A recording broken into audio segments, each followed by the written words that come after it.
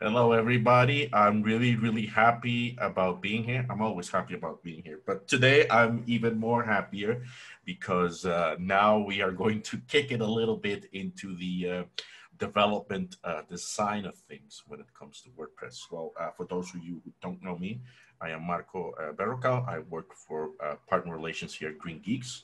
I am also a WordPress developer, theme and plugin developer. So most of the talks we have been given have been geared a little bit on, the basics on how WordPress works and whatnot.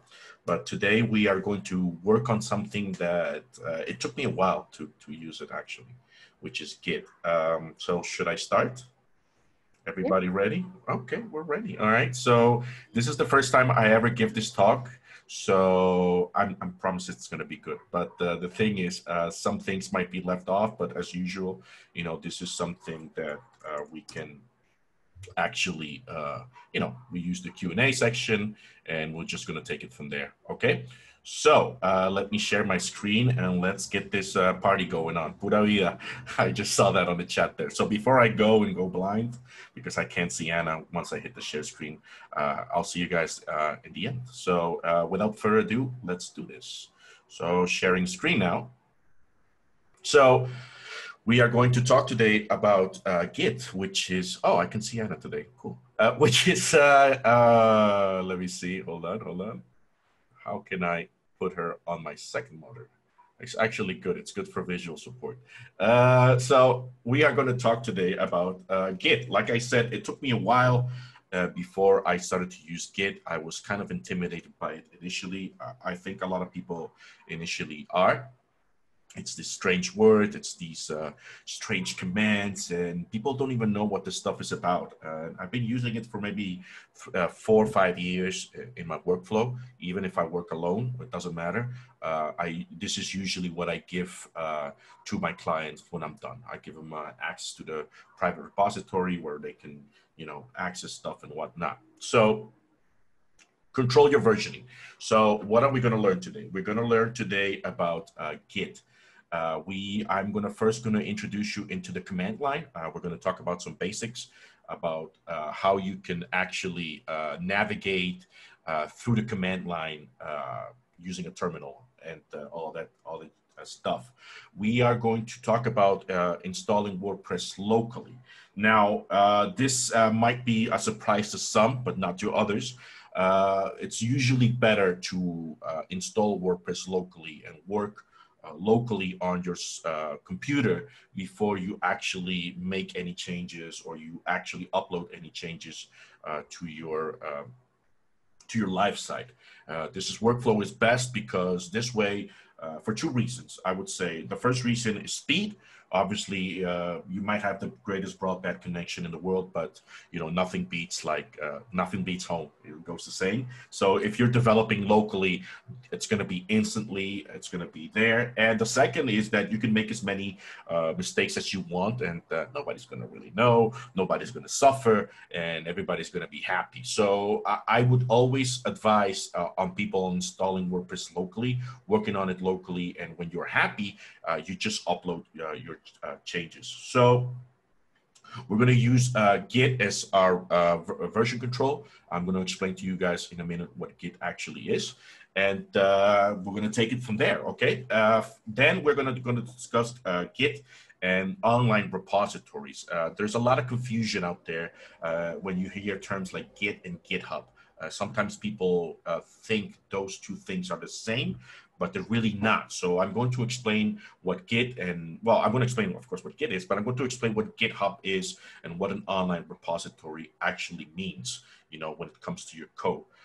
The 5th item that we're going to discuss, we're going to deploy with Git. Now, what do I mean by that? So I'm going to teach you within a few commands, you can actually upload your stuff, your code. You can actually have your code ready, and you don't have to use FTP. You don't have to upload, and you don't have to do all the cumbersome things that come with Git. And the last item, which I sincerely hope we have time, because this is one of the reasons why I love Git the most. We're going to discuss some branching models out there. So by branching models, I mean I'm going to list what branches are, but what is the workflow, the ideal workflow of working with issues using Git and using an online repository in a way that your code base is as clean as possible, and it's all out there for you to work either by yourself or as a team. I think one of the things that I've learned a lot about Git is exactly that. It's the working with a team concept without conflicting with everybody else. So what are we going to need? Aside from your usual GreenGeeks account, which is our advertising that I do over here in all these webinars, we're going to need a WordPress site for sure. We're going to need one locally, and we're going to need one live. I'm going to walk you through the local one, of course, but we're going to need both at the end of this webinar, okay? We're going to use any theme and any plugins. It's fine. You know, the idea here is that if you have your already existing theme, it's cool. It's fine, you know, plugins is fine. So yeah, we're gonna need that. So the third item we're gonna need is you're gonna access your site using FTP and SSH. I would scratch FTP for now. I don't think we're gonna use FTP for this webinar. We're gonna use SSH. Now, SSH is basically a way that you can connect to your site using terminal. Terminal is, I want to explain to that in a bit what it is, but basically you connect to your GreenGeeks server or your hosting account using the SSH protocol, which uses the command line to execute functions or duties or jobs, okay? Fourth item is you're gonna code. Yeah, we're gonna code just a little bit. We're gonna mostly run commands using the command line. So we're gonna have to look a little bit into the code aspect of things. We are going to definitely need a terminal on either Mac, Linux, or Windows. I will give a few tutorials as to how to get Windows for Windows users out there. Well, Windows uses its own command line, and it's a little bit different, the commands from Windows to Linux or Mac. So I'll give you a few links as to how to get that running on Windows. You can actually run the same commands, okay? So with that out of the way, let's discuss what Git is. So Git is basically, it's a versioning tool at its simplest form. It's really, really a versioning tool. So what do I mean by that? It's a way for you to manage changes. So raise your hand, whoever worked on a project and started to make changes, and then they renamed the file to final, and then they renamed, then they made a few more changes, and then they renamed the file to final. Somebody raised hands. Oh, okay. Well, what is this? Oh. Is there something wrong, Anna? No, you said raise your hand, so they're raising. Oh, that is so funny. So everybody, okay, thank you for raising your hands. That was hilarious. I thought that we were like getting spammed or something. Wow, that is really funny. So yeah, thank you for raising your hands. So everybody started to work with the final version 3 final, version 4 final, and all before you know it, you have a lot of version final before you finally get to the version. So let's say, for example, you said, okay, I want to go back to the final 2 version. I want to go back to the final 3 version. And before you know it, you're like juggling with all this code, juggling with all this stuff. And, you know, it's stressful, I might add. It's really, really stressful. So Git is basically a way for you to not do that, for you to do the things that you want to do. And in the event that you make a mistake or you want to roll back, you can actually go back to that state, look at the state, copy the files that you need, and move on your way. So it's really, really a great solution towards that. And it's also it's a way to keep track of everything that has been modified from files. So let's say you modify a file today, and 30 days from now, you're like, oh man, I shouldn't have removed this feature, or I shouldn't have removed this code. I want to get the code back. So instead of going through all those finals, you can actually go back into a previous state of your code and get that snippet that you need and just put it there or use it any way you please. So it keeps track of everything that has been modified. And like I said, when you work with by yourself, that could be fine. But when you're working with a team, it helps you tremendously because you don't know what changes your team has made or what your coworkers have done. You really don't know. So for you, if you want to maintain that harmony of working with a code base that is both current and keeps track of what both you and your teammate has done, then Git is a tremendous tool that will help you work with that. So it protects your code, really, if you think about it, because like I said, you know, if I make a mistake and Anna's code is flawless, we still have access to Anna's code, or Anna doesn't have to incur to those changes. And by the end of the day, we'll sort things out. We will merge the code into one final version, which is the version that's going to be live. Okay, it avoids, you know, me receiving breakable code in the way that whatever changes Anna might make in with her current project are not going to inflict mine unless we both agree that that's the code base that we're going to use. It's also a good way to back your code up if you think about it, because as you make changes, it keeps you know, saving that state, saving those files, and if you ever come into a problem where you lose your code or your site gets hacked, you have an off stage or an off-site backup of your code.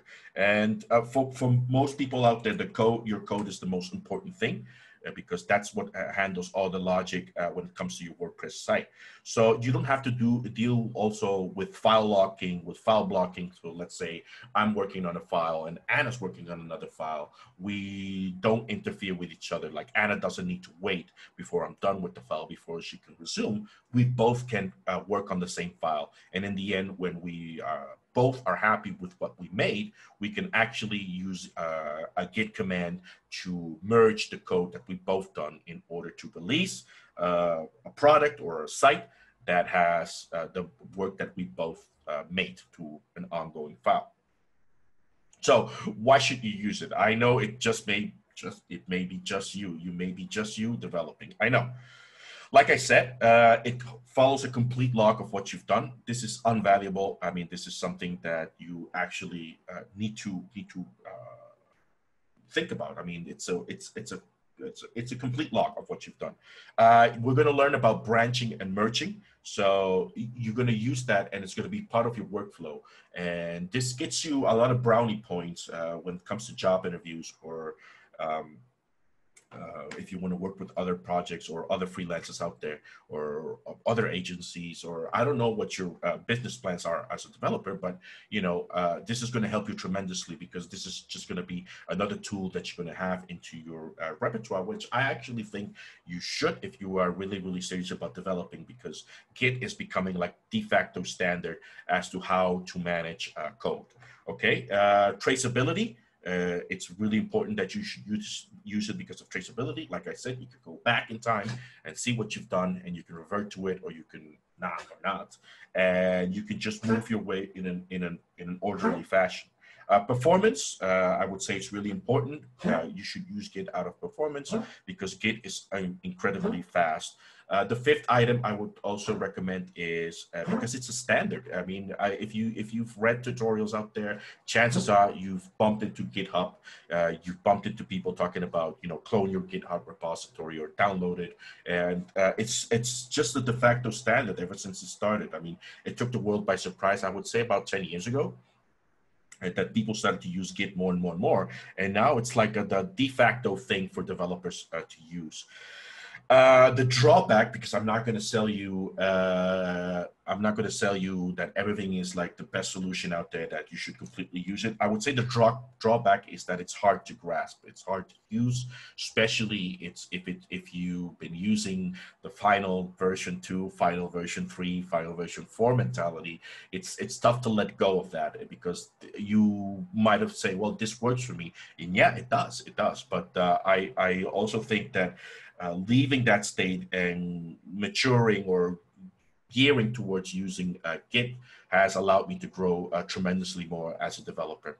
So think of it, and also part of the things that I would like you to think about is think of Git like snapshots of your software. Like you take a picture, and that's the state of your snapshot. You work on it a little bit more. You take another snapshot, and that's the state of your software, and so forth and so forth. So the more you take snapshots, the more traceability, the more log you have, the more performance you're going to keep. and the more you're going to get used to using Git. Okay. So that's all fine and dandy. So to install it, for Mac users, do you have Xcode? Well, if you do have Xcode, that's good news.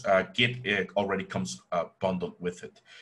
If you don't have Xcode, or if you're on Windows and you're on a Mac and you don't have Xcode, the following URL will allow you to download it. If we pay a little visit over here, it's git-sem.com. It's this one over here. It's going to detect what your platform is, and it's going to give you a download towards it. Now, you should just follow this and you should be on your way. Now, to test whether you have Git or not, I'm going to open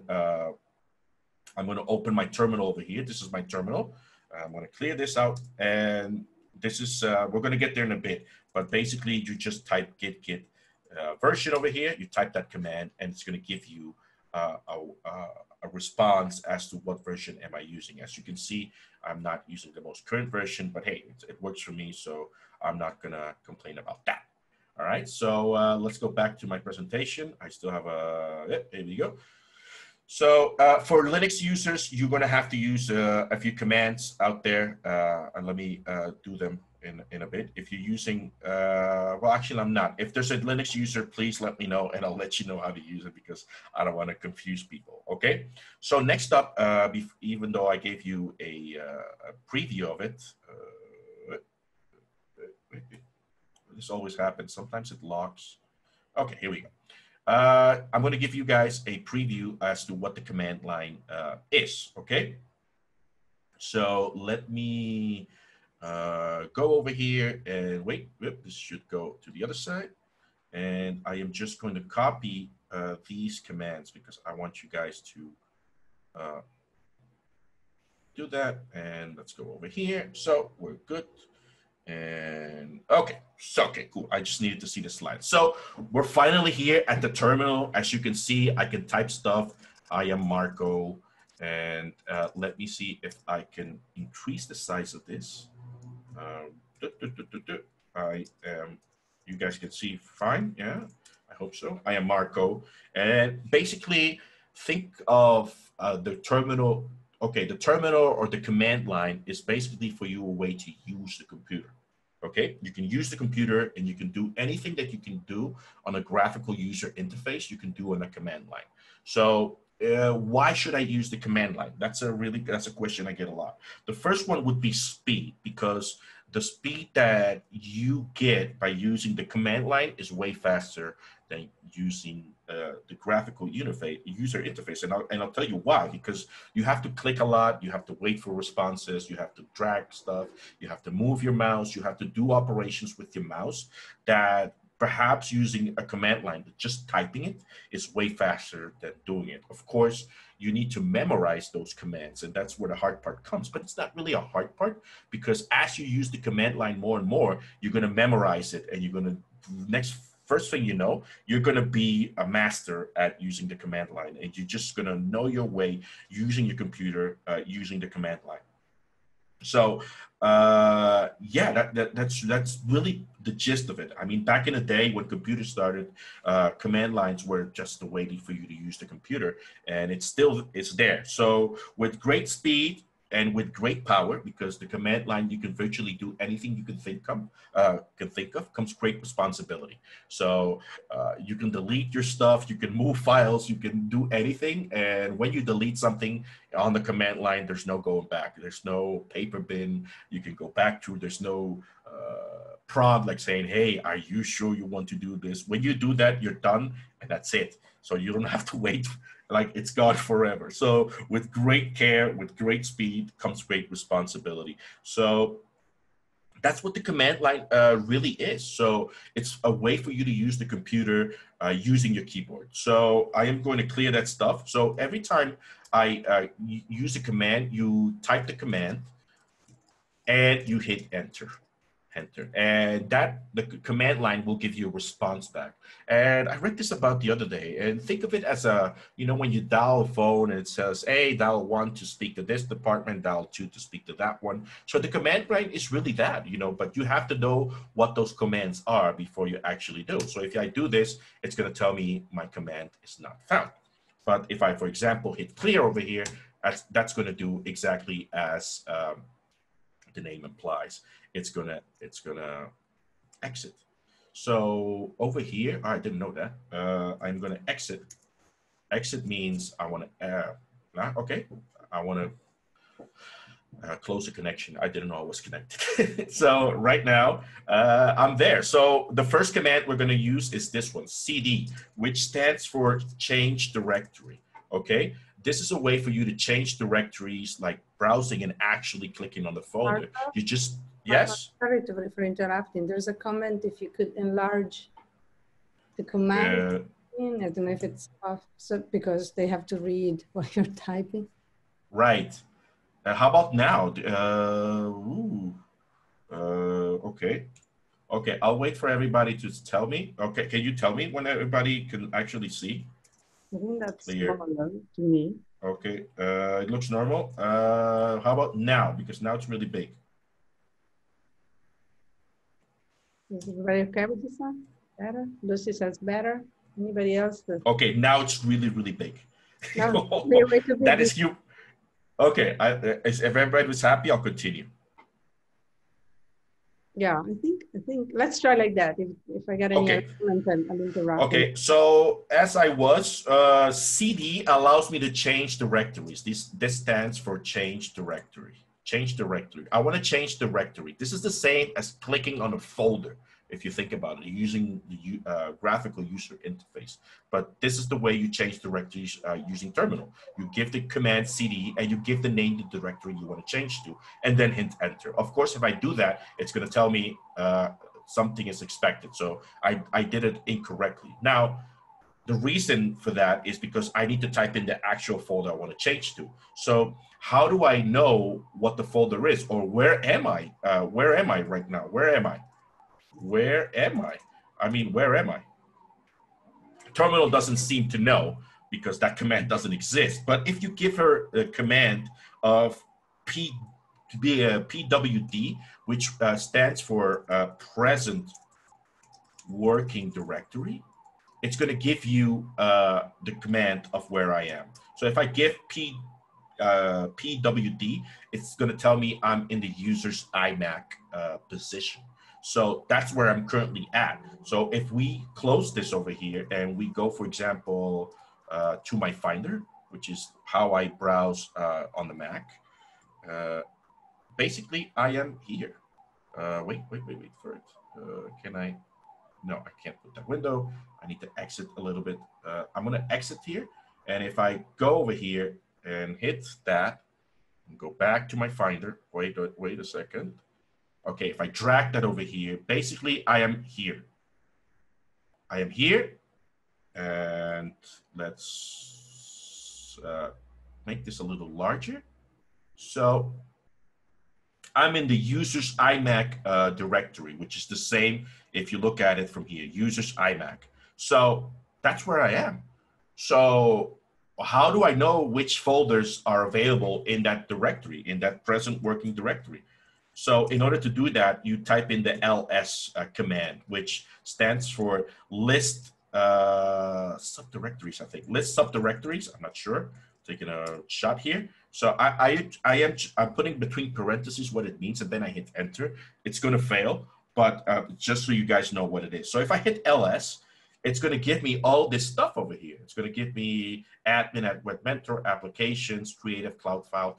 These are all the folders highlighted in blue of what is accessible to me. And if you look at it, it matches exactly this. So I can pretty much browse the same way. And if I, for example, say, oh, I want to go into my dev folders, I just type cd, change directories, dev, and it's going to confirm I'm in the dev directory if you look at it here. Now I hit ls, and I can see the folder called Meteor. If I hit I get my tongue stuck every time I do this. pwd, it's going to tell me I'm in the user's iMac dev directory. So how do I go back? So to go back, you type in cd space, and then you type 2 little dots. So now I'm back into the present working directory. I'm in the iMac directory. So that's how you navigate. You navigate using the cd command. You view your files using the ls command, and you just work your way, and you use the pwd command to know what your present directory is. So those are one of the few basic commands out there that you can use. Now, why am I telling you guys this? I'm telling you guys this because we need to position ourselves into the command or into the directory you're going to use Git for, because in Git, you're going to use the command. As I said, I mean, you type in Git and all that stuff opens. Let me clear that. So we're going to use the command line a lot. I forgot to mention, of course, there are graphical user interface programs for Git.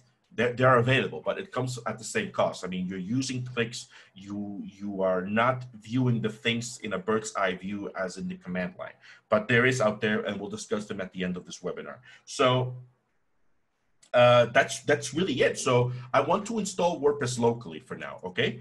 But for now, I'm just gonna give those commands, and I'm gonna go with this command as well. So let's see where we are. We are here at iMac. So let's say I wanna make a folder called Anna. So a folder named Anna, you would do with the make dir instruction, which is make directory or make a folder. If you do that, it's gonna create a folder for you. So I'm gonna create a folder called Anna, like that. And I just type enter, and that's really it.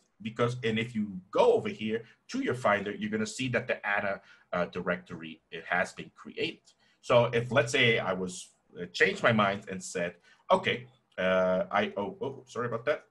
Oh, I want to remove the Anna directory. It was a mistake. Well, you can use your mouse, of course, but I'm just telling you how to use the command line so we get used to it. You can just use the rm command, which stands for remove, and rm, and you specify the name of the directory that you want to remove. In this case, it's Anna, and yeah. Oh, wait, rm dir, was it? Oh, see, I got, there we go. rm dir, remove directory, and before you know it, I have removed the Anna directory. But let's say I said, okay, I want to add it back. I do make dir again, and I do Anna. Sorry, the rm dir command is remove directory. Okay, this is the one you do use for removing a directory. If you use the rm command like itself, it's to remove a file. Okay, so how do we make files? Files are pretty easy to make. You just use the word touch, which I don't know why it says touch, but let's say I want to make a text file called log within Anna. And first of all, I need to know where I am. I am in the user's iMac, so I'm going to navigate into the Anna directory. I'm in the Anna directory. So to create a file, I just use the touch command, which is to create a file. And let's say I want to create a file called log.txt. So I'm going to do that, and it's going to create a file called log.txt, which if you go over here and if we browse, it's going to be right there. Okay, so let's say I want to edit this. Hello, Anna. I do like that. I just save it. And if I want to view the contents of that file, I use a command called cat, which I don't know what it stands for, but I'm going to use log.txt. And this is going to open the contents of that file, which in this case is just hello, Anna, you know, but this is also a quick and easy way for you to inspect what's in that file. Now, I know what you mean. You can use the graphical user interface, but the speed that I'm doing this is much faster if you think about it, even if you use the graphical user interface, especially if you have a lot of stuff going on. I mean, this is a really good way of getting a response back and forth as to what you are currently doing. So bear with me on that one, okay? The other command I wanted to give you sometimes may need it, is called the sudo command. The sudo command is stands short for super user do. So super user is like the administrator, the root user. This has to do with computing. Like the root user is like the administrator of that server, of the equipment, of your Windows, like administrator, user and whatnot. So sometimes you may not have the permissions to view something, to look at something, to execute a file, or do an operation using the command line. So you're going to have to use the super user do command. So I could just use super user do cat. I'm going to call log error.txt. I'm sorry, super user touch log error.txt. So what I'm going to do here before I hit enter is I'm going to use the super user. I'm going to use my administrator rights to create a file called log error.txt, just in case I don't have the permissions to write on that directory. I'm explicitly saying I'm an administrator. I want to do that. So it's probably going to ask me for my password, which I will not give you. I'm just going to type it. And that's a good thing. You can't see. So it tells me my password is wrong. It's a really, this is one of the bad part. You can't see what you've typed. So you're going to have to trust me that it's going to work. And it did. So whenever the terminal gives you a blank message, it usually means it has been created. So if we go over here, we see the log error and it's been created over here. Again, we can see the files by doing the ls command, and you can see that both files that we've created have been using the command line. So I'm going to go back, cd backslash, 2 dots, 2 periods, I'm sorry. And for a list of commands, that's really important. There's a tons of commands, which I don't want to get you guys, you know, off the track. But if you want to see commands, like a huge list of commands, I'm going to put that in the chat box. But it's this URL over here. It's Wikipedia, really. I mean, you just type on Google list of Unix commands, and it's going to give you a list of commands, like a lot of commands that you can execute on a computer. Now, again, I can't give them all. I'm just going to give you, I'm giving you the basic ones for you to use Git so that you can actually work your way through. So who am I? I'm iMac. So that's like the brief introduction on terminal that I want you guys to use. Okay, so for Windows, there's a command, there is a command line for it. And I don't know, I made a mistake over here. Let me get rid of that. For Windows, there is a command line. Yes, there is. I'm going to give you 2 links for that. The first one, and I'm going to put this out there in my slides. The first one is this one. Well, actually, you know what? Let me just put it over here.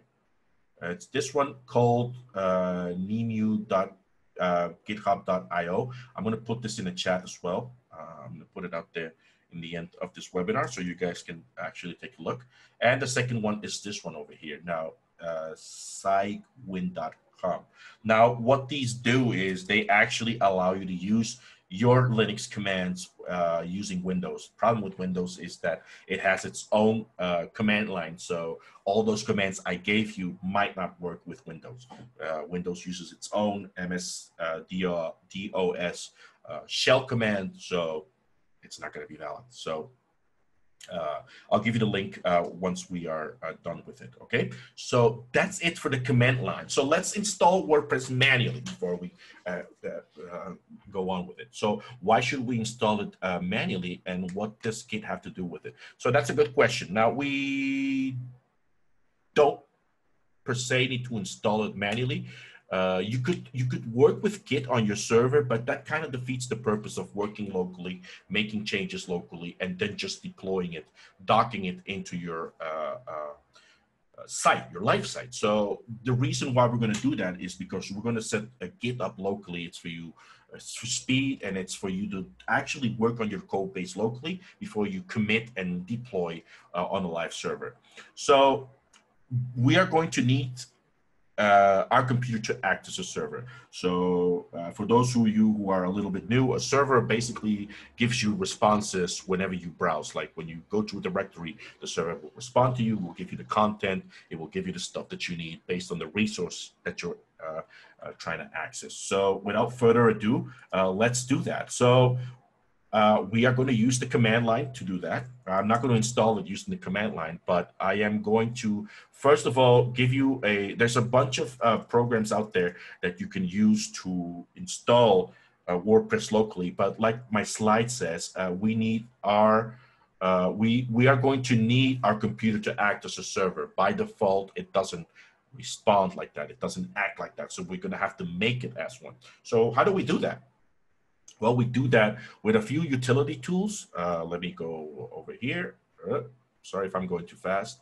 The first one is going to be the one I use. It's going to be MAMP. That's M-A-M-P. As the title says, it's your local web development solution. So MAMP is for both Mac and Windows. I don't know why they're named MAMP anymore, but well, it's a branding issue. So it's this cute little elephant over here. So what MAMP does is it's a program that once it boots, it will act as a server. It will allow you to connect to a URL over here, usually localhost, and it will allow you to deploy WordPress like that. So you install MAMP, and it's for both Windows and Mac users. So you install it, and then you're going to launch it, and it's going to look something similar to this. Let me move my cute little elephant to this, which window? This one over here. So it's going to act like this. So I'm going to stop it and stop it a little bit. Okay. And to access MAMP, you're going to have to go to your applications or your program files in Windows, and you're going to scroll the way where it says MAMP, which in my case it's here. It has a pro version. Of course, they need to make money, but the free version will always do. Once you're happy with it, you see this little icon over here, and this is going to execute MAMP, and it's going to open that cute little window I said. And my event, it's telling me there's a new MAMP version available. I'm not going to do that since I'm locally. So whenever MAMP boots, it's going to open this page called localhost over here, .888. And all this other jargon, and it's gonna, our blue screen will come up saying, hey, welcome to MAMP. MAMP has been successfully installed. And this is gonna give you some server information about your computer. So this is how this is like your server, it's this, right? So this is gonna be the host for my SQL, PHP, and Apache, which if you follow my previous webinars, that's exactly what WordPress uses to run. WordPress uses PHP, it uses MySQL, and it uses Apache to run. Hence the name MAMP, which stood for Mac, Apache, MySQL, and PHP. So now, if we go to localhost.888, it will allow us to parse PHP to connect using PHP and Apache as our engine, and we can use SQL to actually create databases, which is what WordPress needs for it to run. Okay, this is going to give you information that you may need to connect to your network, like to allow, you know, it's just service stuff that you may need in order to work with MAMP, but we are not going to use that. The default usually will do, it's going to give you over here, like, if this page booted up, it means that everything is okay. So how do we get WordPress going? So right now we need to work on a directory where MAMP actually boots its stuff. Now there's also another utility, which I'm not going to go into, but for Windows users, you can use XAMPP. XAMPP is the equivalent of MAMP, but for Windows.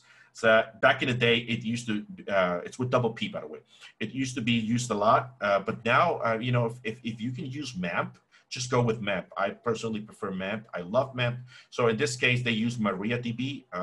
In the other one, they use MySQL. It's very similar, but, you know, again, go with what you feel more comfortable with. But we're going to go for our webinar purposes, we're going to go with MAMP. Okay, so we need to position ourselves in the directories that MAMP is going to use for it to act as a server, right? Because you can't put like your WordPress on your desktop and say, oh, MAMP is going to pick up on that. So how do I know where that is? So if we go to MAMP over here and we go to preferences or options on Windows, it's going to tell us where that server usually is. Let's see if I'm correct. Yeah, it's going to correct. The document root directory. So in my case, it's going to be in Macintosh hard drive applications, MAMP, htdocs.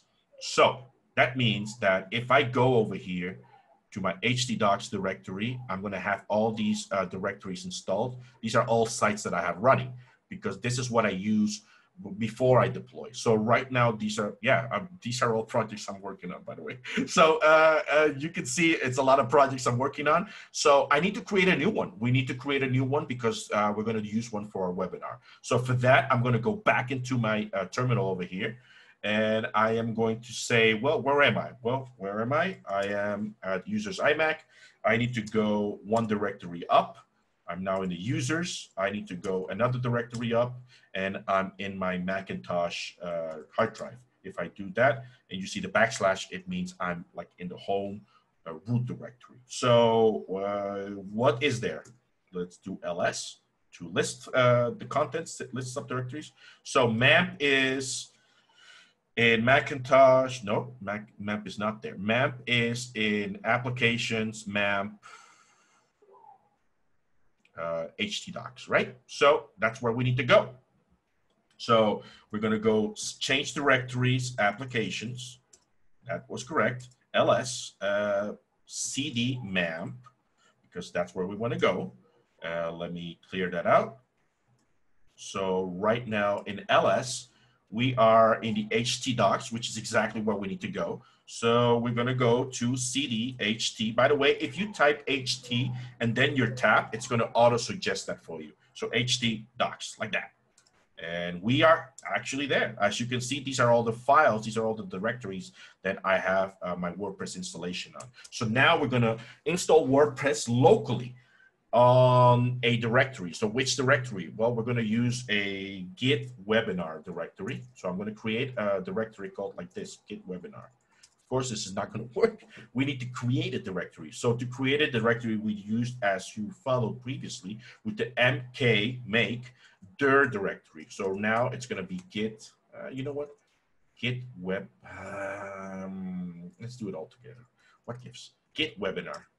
So that's it. The directory was created. If we go over here, you see the Git webinar right here. So that means it's done, right?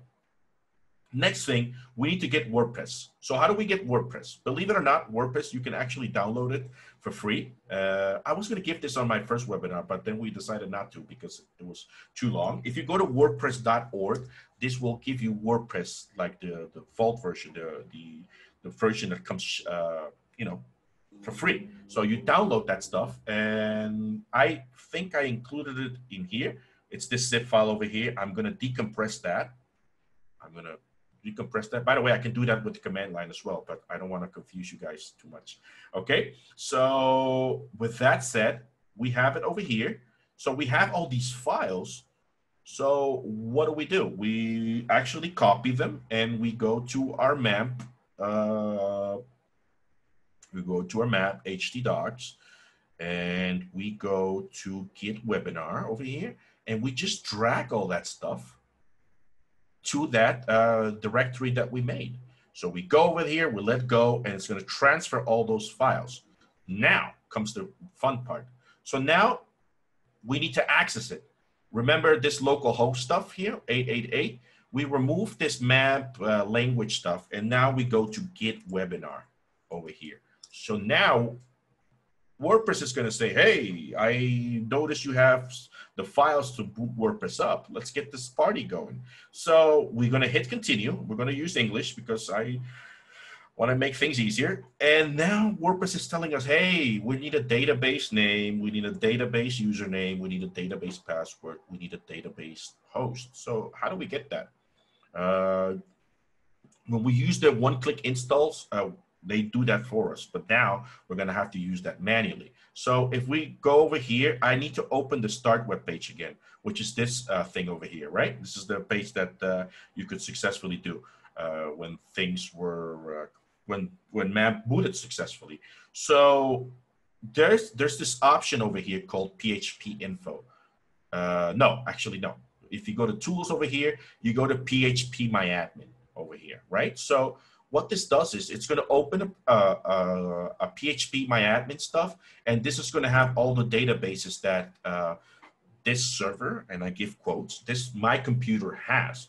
So for our purposes, we're going to need one, right? We're going to need to create one. So to create one, we can go home over here, and let's go to databases. And you go here, you create a database name. In this case, we're going to call it Git_webinar. Okay. And we're going to create it. And that's it. It was successfully created. So this is the one we're going to use for our WordPress installation. Again, let's go over it again. We click the home button, we click databases over here, and we're going to create a database name. I'm not going to do it again, but it's going to be Git webinar over here, and we're going to hit create. So we're going to need this name, okay? We're going to need this name. So we go back into our, wait, let me close this. Let me close that. And now we're going to back into our WordPress wizard. So we're going to say, let's go. Well, we're going to go. All right. So the database name, as we said here, it's going to be Git webinar. So we're going to put that here. So now we need the user, password, and database host. So on the PHP map, this page, this splash page, this is going to give you the SQL information that's going to need. So it's basically asking us for a host, which we already have. It's localhost. It's asking us, let me close this. It's asking us, and let's close this. It's asking us for a username, which if we go over here, it's called root. And it's asking us for a password, which not surprisingly is also root. So again, this is not really safe, but again, you are working locally, so it's fine. You know, unless somebody hacks your computer and steals your stuff, which I think it's a little difficult, far-fetched, you're going to be fine. The table prefix, you can actually leave it as is. If you followed my previous webinar example, this is the default prefix that WordPress uses. Now, if you want to get fancy, let's use like this, G-I-T, Git. Let's use something like that, right? So, no, actually, no, I don't want to jinx it. I want to use that, but you should use definitely with the name. All right, so we're going to hit submit.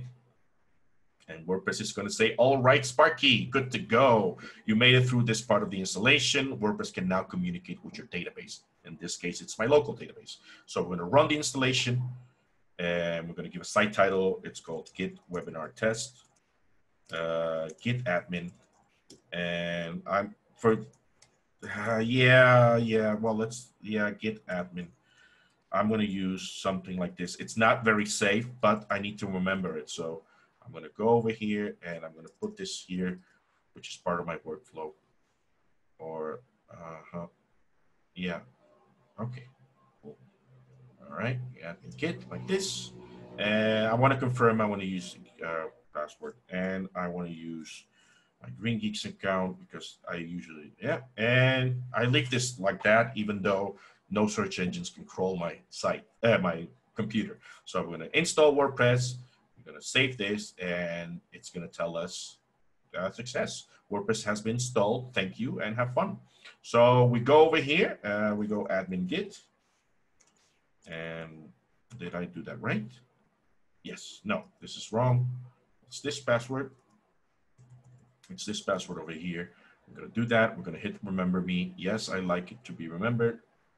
What happened here? Git admin.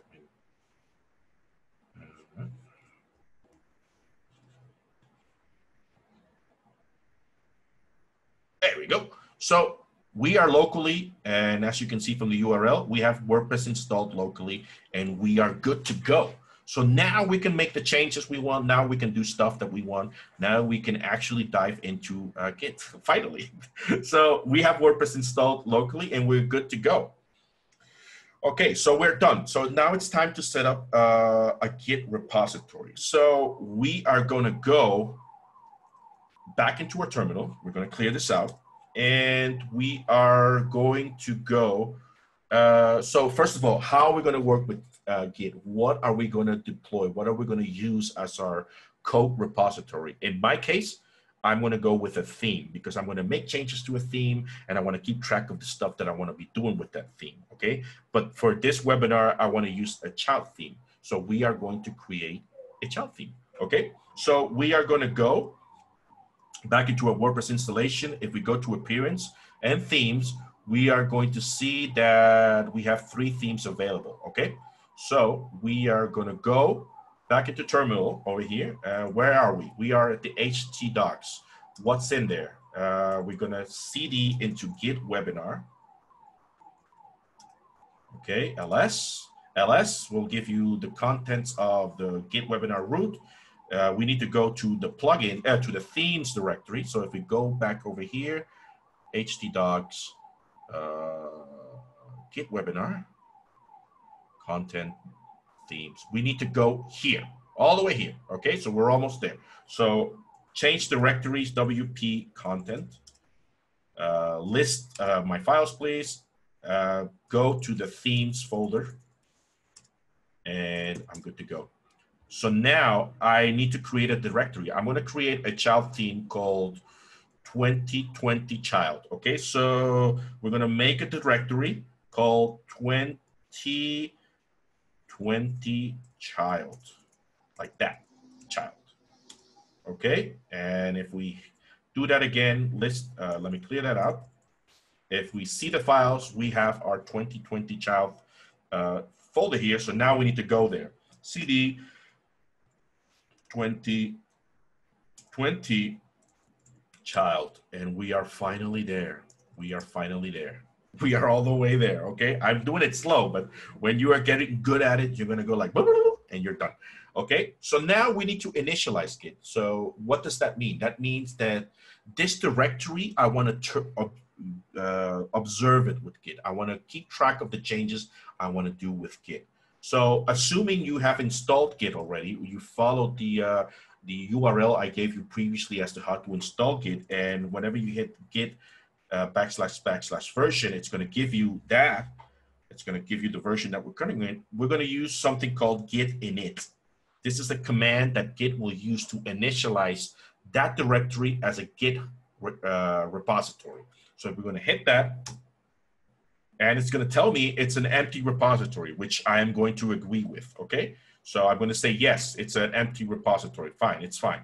And if we go over here and we browse, so you can see that visually, and you look at the hidden files, you're going to see this little dude over here. And this is all the inner workings of Git to make sure that you are actually have Git installed. Okay, so now we're good to go. We are good to go, and Git is finally there. We can use the git clone command, which I'm going to give it to you in a minute, but for now, let's leave it like that. So now we are ready to make changes. So we are going to make this a child theme. So if you guys have worked with child themes, basically they're going to need two things. We are going to need a style sheet file. We're going to need a functions file, and we're going to need an index file. Okay, so we're going to make three files. Okay, we're going to make the style one. We're going to use the touch style.css. Okay, and if we go back, it's going to be there. We are going to create an index.php, which is our index file we're going to need for our child theme. And we are going to need a functions.php file, which again, these three files, these core three files are what WordPress needs to create a child theme, or any theme for that matter. Okay, so now I am going to go into my code editor over here, and I'm going to use Visual Studio. I use Visual Studio because I love it. You can use any one you want, but now I am ready to do that. It has a very cool feature, which I'm going to tell you in a bit. And we're going to go over here, and we're going to go over there, and we're going to zoom in on this. As you can see, my 2020 child has the same three files I created using the command line. So in this case, they're all empty. I'm going to zoom this a little bit. It has the index file, it has the functions, and it has the style sheets file. If you, and this is part of the reasons why Visual Studio is so cool. It has the GitHub Git thing over here as well. It has the visual stuff of Git. So in this case, Git is telling me there are three files available. There are three new files since I created that repository. In this case, it's these three. But I'm not done, right? I'm still working on my jazz, and I'm still working on my stuff over here. So I'm going to create a child theme. And to do that, I'm going to do like this. Theme name, it's going to be we're just going to call it webinar. Theme URL, we're going to do it like this. gg. What's that URL? I forget. I always forget. Content over here. So I'm just doing it the WordPress way, okay? All right, and so let's go back. Theme URI, webinar feed, that feeds off the 2020 template. So these commands, this stuff I'm doing is,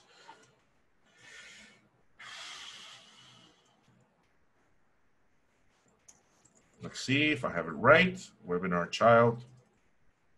I think this needs to be 2020. Okay, so if I do that and I go over here, go back into my WordPress local install, and I go to appearance, it's right here, right? I'm going to activate it, and my child theme is activated. So despite the fact that I'm using the same, it's using this because I've overridden it. But let me go back and let me position myself into themes 2020, and okay, cool. So now it's blank, right? It's blank because I probably made a mistake. Let's go back into over here and the config file. If you followed my previous webinar, this is a very important file, and I want to add a debug to true. Because, and that's also another reason why you can work locally, because you can define this constant called WP debug to true, which is based on your root directory of where WordPress is installed, and you can see what errors there are. So in this case, there are no errors, and I think it's because it's because this is blank. Yeah, it's blank. So I need to insert it with a loop, right? Yeah, right. Let me see. I'm going to delete this. And now, if I go over here to my Visual Studio, it's going to change to 2. This is Git telling me, okay, I only have 2 files now. Okay, cool. So now it looks really bad. So that's because I am using this style sheet file, this one over here. It's not using the parent one, so it's going to look horrendous. Okay, so let's say I'm good to go, right? And if I go back into the command line, if we hit the command called git status, it's going to tell us these files are untracked. It means that Git said, hey, listen, since you started to make changes to your GitHub repository, to your branch called master, you know, these files have been added, the ones in red. What do you want me to do with it? I'm not tracking them yet. I haven't taken a snapshot of them. I haven't added them to my repository locally in order to keep track of that, hence the word untracked over here. Okay, so so that's basically what what Git is telling us. This command called git status will always give us back what Git has in store for us. What files are there that are not being tracked, what files have been deleted, what files have been modified, all the information that you need to know before you actually say, okay, I am ready to commit. Now, what does the word commit means? It doesn't mean commit to your relationships. It means actually taking a snapshot. In simple terms, that's what it means. Git is asking you, listen, these files are there, these 3 files, and I have to remove that file because that file is a Mac file and it's annoying. So I'm going to use the command called the store. I remove the file, and if I do git status again, it's going to, you can see this one over here. Let me scroll a little bit up. This file is no longer available because I removed the file, so Git, it no longer knows where it is, and it says, okay, now I have only these 2 files ready to be committed, to be taking a snapshot of it. With Visual Studio Code, you'll see the exact same. It's these 2 files. If you hit this little guy over here, which is the source control, in this case, Git, it's going to tell us, again, these 2 files are available. Now, part of the reasons why people like that, the people love the graphical user interface, is you can actually hit the add button here, and it's going to stage the changes. It's gonna do that for you, as opposed to using the command file line over here. But I always encourage people to use the command line because not always will you be able to use an editor. So, and sometimes you're just gonna have to be stuck with the command line. So again, git status will give us the status of that repository we are in. So following again on branch master, we are on the master branch. We haven't gotten into branches yet. I'll explain to what there is. So no snapshots. These are the untracked files, and Git is telling me you should add the files to include what will be committed as to what am I going to take a snapshot with. So let's do exactly that. Okay, so how do we do that? How do we do that? We use the words, commands, git add and git commit, okay? And like I said, git commit is making a snapshot. So your WordPress repository, your WordPress repo, for short, is basically a bunch of commits. It's a bunch of snapshots taking time after time after time after time. So let's commit. So we can commit by using the word add. First, we're going to stage them. Stage is like a form that I'm saying, okay, I want these files to be committed. But if you don't stage certain files, they're not going to be included. Okay, so I'm going to add git add. And now I need to specify which files I want to actually add. In this case, I want to add this one, functions.php. And I could also add the style.css. So now, I mean, the terminal will respond to me with nothing, like a blank. That means it's good, that everything has been added. Now let's clear this a little bit. No, let's clear it. No, now let's hit the git status command again. So now it's changing to green. So Git is saying, oh, so you added these files, you know, you've added these files, I'm good to go. Are you ready to commit? So are we ready to commit? Oh, yeah, we're ready to commit. We are ready to commit. So how do we commit?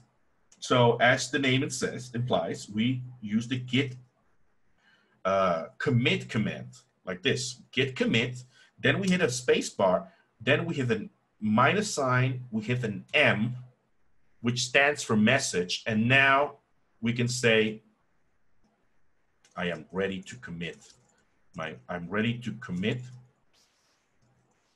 my first commit. A word of the wise, always make sure that these messages are explicit. What are you doing with them? What are you fixing? What did you add? What did you do? Be as verbose as possible without putting a Don Quixote novel out there.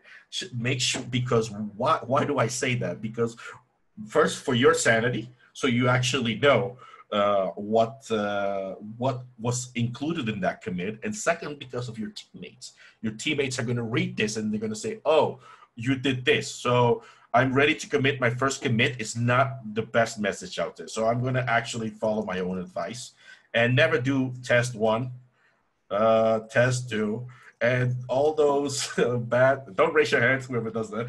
So don't do that. So this is the initial commit. To get my child theme running. So when I do that, Git will, and I hit enter, Git will tell me, okay, 2 files have changed. I've inserted 13 lines between them, and these are the files that I committed to them. So now I just took a snapshot. And if I go to Git status, it's going to tell me nothing to commit, working on a tree clean. That means that all the files have been committed. Git has taken a snapshot of myself, of my changes. I'm good to go. So this begs the question: how often should I commit? Well, you can commit. The more you commit, the more logs you're going to have. But obviously, this is a cumbersome thing to do. I would usually keep it in a way that whenever you're done at the end of the day, you commit. Or whenever you are done with a feature, you commit.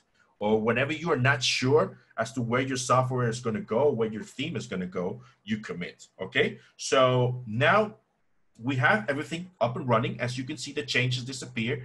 And if I go to my structure here, it's all good. It's all good in the hood. You know, everything's great. Everybody's happy. So next thing, I'm like, oh, now I want to add something here. I want to, I don't know. I want to add a new thing. So I go to my functions file over here. Let's add something.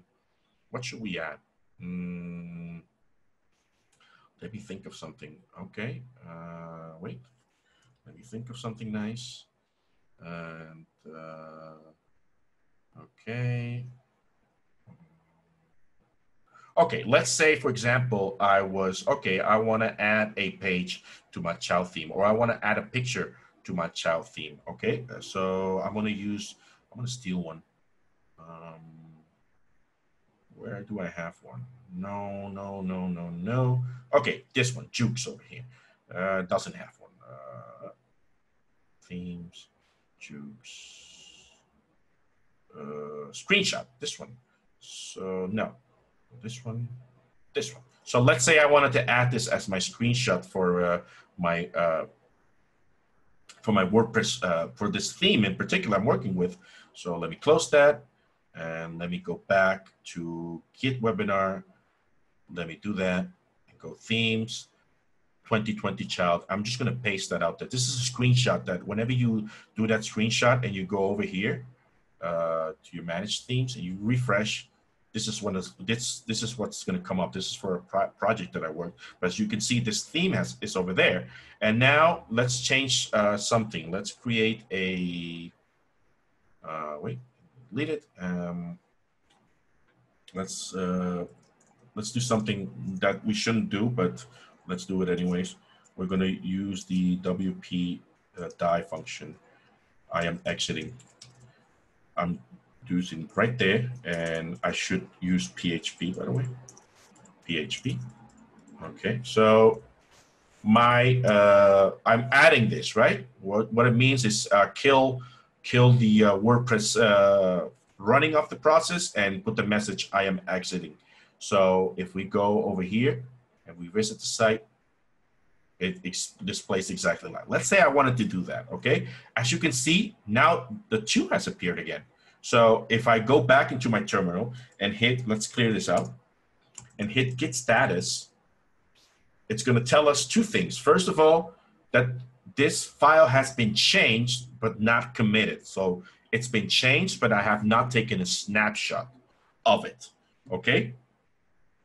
So what do I do with it? Again, I repeat the process of adding and committing, adding and committing. Now it's also telling me that there's an untracked file, meaning that this is a new file that has been added and I have not added it to the repository. I have not committed to it. So again, we use the git add command to add those 2 files. Now, a cool thing that you can use, a shortcut, you can use the git add, and you can actually name the files like this if you wanted to. But let's say you wanted to commit you wanted to stage all of them. Like this is all the same thing. So instead of typing git add functions.php and git add screenshot.png, you just hit the git add period. So this is going to grab everything that has been unstaged and untracked, and it's going to add it. Okay, so we hit that, and it came back clean. So that's good. So if we hit git status, now they're green. They are ready to be committed. So again, we go back to git commit, and I put the message. What is the message? Added a WP die function to kill the site, plus a screenshot. So this is a concise and short message that will allow other developers to look at it and say, okay, this is good. And I made a mistake there, a spelling mistake. And I've taken another snapshot. So if I go to git status again, everything is clean, nothing to commit, everything's cool. We are good to go. And if we go back into our Visual Studio code editor, I'm good to go. And that's really the workflow that you need to follow locally by using Git. So what is the purpose of this? So the purpose of this is that whenever you are ready, you are going to deploy that into your actual server. And you can actually roll back should you make a mistake, or create a new feature and work on that locally before you actually push your changes globally, okay? So I need to speed this up a little because I'm noticing I'm taking a lot of time. So what if I made a mistake? How do we go back? Okay, so we can use the git log and git checkout commands, okay? So with git log, if we do git log over here, it's gonna tell us all the stuff that we've done, but this command I don't recommend because it's too concise. So git log like this, and I think it was short. No. So git log. Let's go ask for help. Git log. If you do that, like what I just said, git log. If you use git log like this, and then you'd add -h, it's gonna ask for help. Okay. And git log. Now, sorry, I'm confusing because I got stuck a little bit. What is the shorthand property command of that? Wait. So we're gonna go git log command, git log. One line, there it is. So if I go to git, see, I don't know them all. Git log one line over here. This is going to give us all the one. You see, I've made two commits. This one over here and this one over here. You see this head master thing. This is basically where Git currently is, the head pointer. The head is pointing towards the master branch. We're going to get there in a bit because that's a little bit confusing. But this is my initial commit, right? This is, as you can recall, this is my initial commit to get my child theme running. And this is part of the reasons why putting messages out there that are concise allow me to know what I did. So how do I go back there? How can I go back? So to go back, you just go git checkout. Oh, wait, I needed this number. Git one line, we go over here. So I need this number. This is called a hash number. It's like an identifier for Git to know what that snapshot was. What is the identifier of the snapshot? Okay, so I'm gonna go with that and I'm gonna say, okay, I wanna go this one. I wanna use this one. This is where I didn't have those files and whatnot, okay? So I exit this with Q and I go with the git checkout and I'm just gonna paste that and hit enter. You are in a detached head state. You can look around, make experimental changes and commit them. And you can discard any commits you make in this state without impacting any branches by performing another checkout. If you want to create a new branch to rotate the commits you create, you may do so by using the -b with the checkout command, okay? So what does this mean in plain English? In plain English, it means I could go back to the state my theme or repository was when I committed to this particular change. So I can take a look and see, oh, what did I do? What was changed? So if I look over here, you see that the WP_die function has been removed and that the screenshot has been also removed. So I can say, oh, my functions was blank. That's the fix I need to make, or that's what's causing the error, right? So I can go back and say, okay, I could go back to master and I check out, and this is the checkout command allows me to switch between snapshots. So now I'm using the checkout command to switch between a branch called master, which is your main branch. Okay, so now I'm back into master, and if I go back into my files again, you'll see the screenshot back and you see the functions back with the WT I am exiting function. So theoretically, if I'm developing, I'm saying, oh, this is the mistake here. This is exactly where my software or my code is breaking. So I need to remove that. So I'm going to do that and I'm going to hit save. And now I go back and I say git status and the functions has been modified. So I want to add it. Git add back, git add period, git commit -m, modifying theme because of WP_die bug. Okay, and I commit that and everything's great. Now I'm back into my Git repository and I fixed the error and I have my screenshot. So if I go and hit the git log again, git log one line, that's 2 lines over here, by the way, and I hit the 1 line and I hit the enter. Now you see that my head has moved. Now it's 1 above. If you go back with the video, if you want to rewatch it, a few minutes ago, the head was right here, but now it's here. And that's basically what Git does. I mean, it points to a different head, like a different screenshot, a different state of your theme every time you commit changes. And that's the flow that you need to keep going and going and going as you develop stuff, as you add new features, as you modify your existing theme, because this way you can actually revert and go back and see where things have failed. Okay. And that's the cool feature about it, and that's more or less how Git works on a really simple level. Okay, so now it's time to go online, and with this I mean that GitHub is not Git. I'm sure you've seen this site before, which is github.com. It's this one over here, and I'm sure you have downloaded tutorials off of it. Okay, I'm sure you've seen it. I'm sure you've interacted with it, and you're like, what the hell is this? What is this? What is this? I mean, what do I do here? So GitHub is basically like a hosting provider for your GitHub repositories. That's really it.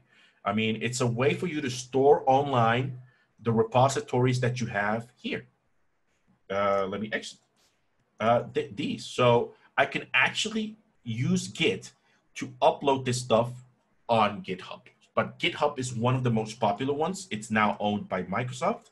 They have a free and pro version, but basically what it allows you to do is you can upload this to your GitHub account, and other developers, if they have a link, if it's public, or they can actually view your code, and they can start pulling that stuff, installing it locally on their computers by using Git, make changes to it, and actually pushing that, uploading that to your GitHub profile. And you can actually approve or not those code changes. And that's how WordPress and large projects work. You pull stuff from a source like GitHub, like an online repository. You make the changes, you clone that repository, you make the changes, and you push them, you upload them, you make sure they are online. And this is more or less what we're going to mimic here with GreenGeeks, because GreenGeeks also allows you to use Git, and you can use that workflow so that you can work locally here, you can work on your computer, and you can push those things into GitHub, into your private online repository. And on GreenGeeks side, you just pull that stuff with the actual code that is ready to be released. And that's what makes it beautiful, you know? So GitHub is a fantastic way to do that. You can sign up and you can create your account. It's absolutely free. And I'm going to show you how you can actually pull that stuff, okay? So if you go over here, you can see I have a repository. This is more or less, these are all the repositories that I have. And the lock, that means that it's private. Like, for example, these are for WordCamps. So people can actually pull that stuff and they can make changes to it. And if I, as the owner, approve them, I can put them online. So in this case, we're going to use this one called the GreenGeeks webinar over here. Okay, so right now it's empty. I mean, it doesn't have anything. It has a README file and it has a git ignore file. Okay, so how do I position myself that over there? So let's say that this was a theme I want to work with. I was like, okay, you know what, man? I don't want to use this one anymore. I'm like, I don't want to use that anymore. I'm done with that, okay? So I want to use this one. I want to use this baby over here. So again, don't get intimidated by all the options. What you want to look for is the branches. We're working on the master branch, and there's this green button over here called code. And it's going to open this stuff over here, and you can actually copy that. Okay, you can copy that, and I hope to God I did, because I don't see a confirmation, but whatever. You use it with the HTTPS option. The SSH, we'll get to there in a bit, but GitHub CLI is new. I'm not going to go into that. I know you can download that stuff and just zip it, but you know, it's fine. So right now we're going to say, okay, I want to use this one. You know what? I want to work with this repository instead of my local one. So how do I dump that? So to dump that, we're going to clear over here. So we're going to hit pwd. Where am I? We are in the 20 child theme. So I need to position myself one directory. Okay, I'm going to go over there, and now I'm in the themes. Okay, so now I am going to code. I'm going to code over here, and I'm going to copy that. I hope to God I did. Okay, so I'm going to hit the git clone, and I'm going to paste that URL. which is this one over here. And what this does is it's gonna grab that stuff for me. It's gonna tell me everything's done. And if I go over here into my Finder, you're gonna see my GreenGeeks webinar good to go and ready for me to work on, okay? So I'm like, oh man, let's do this. So I'm gonna copy these files. So I'm gonna copy these files and I'm gonna copy them over here and I'm gonna paste them over here, right? Paste that, and now I'm gonna clear this out and ls, and I'm gonna go to GreenGeeks webinar, and now I'm gonna hit Git status. So now you see that it's seeing that these three changes, these files have changed. Why? Because we are now here. We're no longer here. We're now here. And now I want to work with this one. I want to dump this one, okay? So how do I dump that? So I go back here and I go to appearance, and now I should have two, yeah, I should have two themes. So I'm going to activate this one. Woo, it's activated. So now the GreenGeeks webinar is the one that's running. So I'm going to dump this. I'm like, you know what? I'm just going to dump this. And I did. So now this is gone. And now I'm working with this one. If we go back to PWD, this is the theme I'm working with. So I have not modified. I have not committed. I have not taken a snapshot of this. Do keep in mind, though, that whenever I did that, I also deleted the changes that I made, like the snapshots. Because if I hit git log, one line, you see, I only have this. By deleting that, I also deleted all the previous states that I did. So, you know, I'm like, okay, I'm fine with that. So I'm gonna go with git add like this. And I'm going to go with git commit -m. This is my first commit, and I'm using GitHub now. And I hit enter, and it's going to tell me, yes, git status, and everything's good, right? But here comes the cool part. Now I'm going to hit the git push command. The git push command is going to upload that stuff to this directory I cloned with, this one over here. This directory I cloned with, which in turn, it's this one over here. So now I'm like, okay, I'm ready to push that stuff. So I push that stuff and we wait. And now if we refresh over here, the files have been added. And this is my first commit, and I am using GitHub now, 39 seconds ago. So now I can actually grab that stuff from anywhere in the world, even your GreenGeeks hosting account, and you can actually pull those changes in and make your way through, you know? And let's say Anna made some changes to this repository and she pushed them. The way for me to get Anna's changes, I'm like, okay, now I want to see Anna's changes. Well, I can't do that because Anna, I didn't set up Anna. I should have, but that's for a future webinar. So let's say Anna just pushed those changes and Anna made changes and Anna had access to the repository. I just use the git pull like this.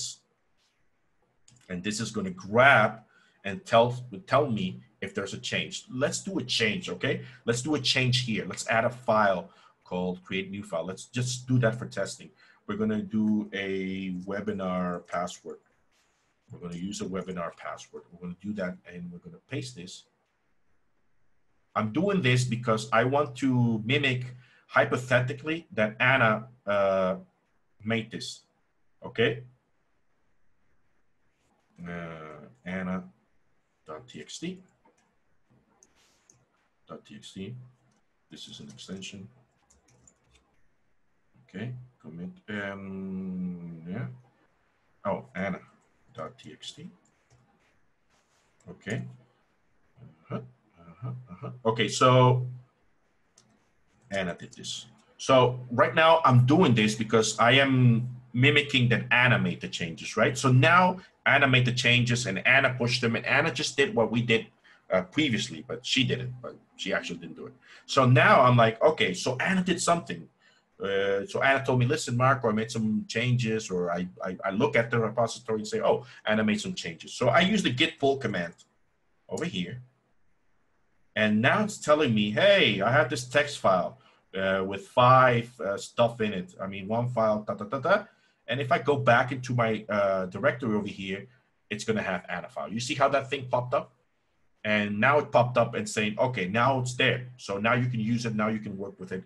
Now you're good to go. Now you can do your magic with it. So as you can see, working online like that, even though we are in different locations, we're in different teams, we're different programmers, we're doing different stuff, I can interact with that stuff and I can just pull the changes that she made without having any conflicts with my code. And that's what makes Git so beautiful. So now let's say, no, you know what, Anna, I don't like your file. So, you know, I'm going to just dump you. And I'm going to move you. I just removed Anna. And if I hit Git status, I have Anna deleted. So I'm going to say git add. I'm going to stage my changes. And I'm going to commit them saying, you know what, Anna, you're gone. You're gone. So I'm going to do that. I'm going to commit. Everything is good. And now I'm going to git push that stuff. So I'm going to push that stuff back there.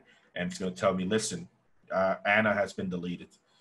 If I go and refresh over here, you can see that Anna is now gone. You see? What, Anna? You're gone. So Anna's gone, but you can still see all the history that behind that, and you can actually see all the commits that have been done. And wait, that's, I think it's somewhere here. It's history. Where is it? Oh, here it is. Yeah, you see, I deleted that, and this is the only one I've done. So yeah, so you can also see that, or you can see all your changes on this online tool. So this is what makes GitHub so powerful. Now, I don't want to advertise, but this GitHub is one of the most popular ones. I've used another one called Bitbucket, which is owned by Jira. Jira is a versioning tracking tool. It's a really complete software. We use it at GreenGeeks. Our developers use it actually. So whenever there's an issue, they open a Jira ticket and developers look at it and they just fix stuff with it. And you can go to Bitbucket again. Let me go over here. Bitbucket, wait, it's this one over here, bitbucket.org. It follows the same principle. I mean, you can pull stuff, you can push stuff, you can do stuff. It's just not owned by GitHub. It's owned by this software company called Atlassian. And they also do the same thing. You can do the same thing. You can pull stuff, you can do stuff with it. You can actually, it's the same principle, just a different company. Both offer free products. I personally work a lot with Bitbucket because a company I developed for, that's what they use. Since this is integrated with Jira, which is a software tracking tool, as you can see below here. So it allows you to put that in your workflow and work your way. There's others out there, which names I forgot, but these are the two I work with. But my idea or my takeaway here is for you to actually know that GitHub is not the same as Git. It's just a way for you to upload your code, your repository, and just push those changes through. Okay, so with that said, let's carry on because I see that time is going by. So how do we get the ball rolling with GreenGeeks? Okay, so let's set up our Git repo on GreenGeeks WordPress project. So we pull with Git pull. We already saw that, right? So now I need to connect to GreenGeeks. Now I gotta go with GreenGeeks. I gotta say, okay, I'm listening. I'm good to go. So how do we push that? So there's a couple of ways you can do that. You can either go to greengeeks.com, log in, go to cPanel. Hey, go to cPanel. Go to cPanel over here, and you should have. There we go. You should have the option. You should have two options. You have this one, which you can set Git like on the spot. You can set it on the spot, or you can go down all the way down here, and you should see this little dude called terminal. There's three options actually I like. So this will open the terminal within within GreenGeeks. So, but now you're connected to your server. So if I go over here and hit the same command, PW. Let me zoom in on this. Now I am connected to my GreenGeeks account. Okay, so now I can browse the same. I can do exactly the same, only that I am using the terminal on my GreenGeeks server over here. That's the first option you can use. The other option you can use is you can actually use this command line that I've been using. So using this is the same as this, but this is already connected for me. I don't need to connect. I don't need to do anything. I'm just going to be up and running in no time. This is actually faster, but since we are geeks here and since we love our code and we love our stuff, we're going to complicate our lives and do that. So by doing that, I'm going to go by typing the SSH command, which means I want to connect using the SSH protocol. I'm going to use my username, which is this one, I think. And now I got to use this URL over here. This is how you connect with GreenGeeks, like that. I want to use that. I want to connect here. So basically, this reads as follows. Connect. Hey, why are you doing that? Connect using the SSH protocol. Use this username at the following location, which is this server you have over here. That's how you connect with GreenGeeks. When you hit enter, it's going to tell me, yeah, sure, I'll let you in. What's your password? So the password is this one. Hope you don't steal it. And I'm going to copy that and I'm going to paste that. And it's going to tell me, oh, permission denied. Why am I denied? Is it this one? Oh. Uh-oh. Wait, I have some technical difficulties. So, wait, I have it right here, the solution. Bear with me in a minute. It's actually not technical difficulties.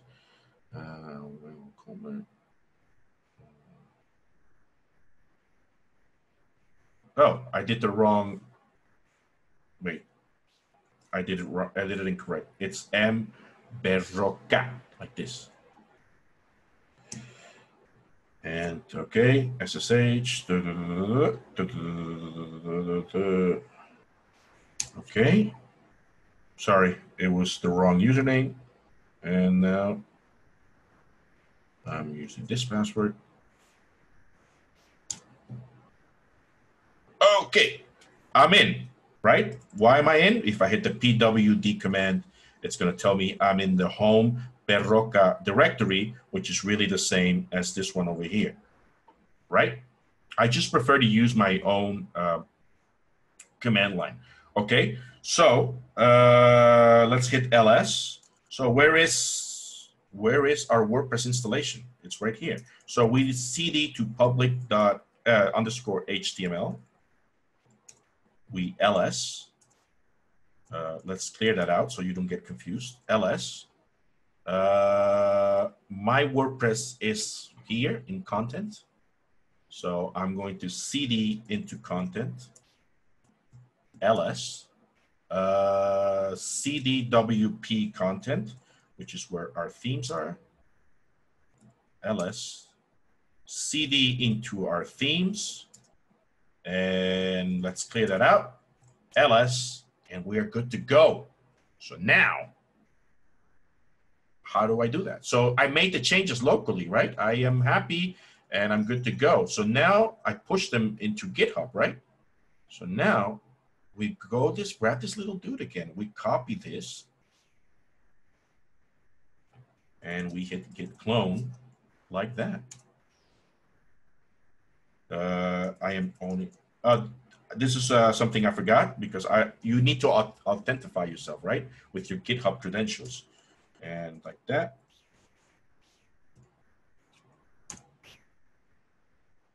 And there we go. So let's clear that out. Let's directory list what we have. And we have our GreenGeeks webinar thing here, which is exactly what is in here. So if we are happy and we're like, okay, I'm really happy with what I have. And I go over here and I go over there and I browse.